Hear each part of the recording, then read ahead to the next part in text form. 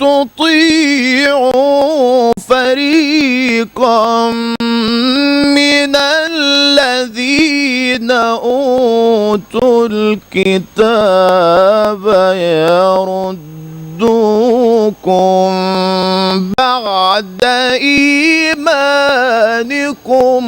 كافرين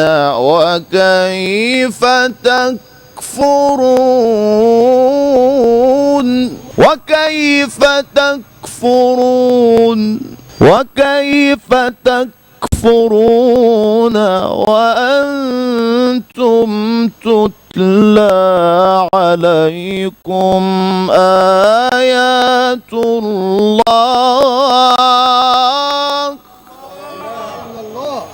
وفيكم رسوله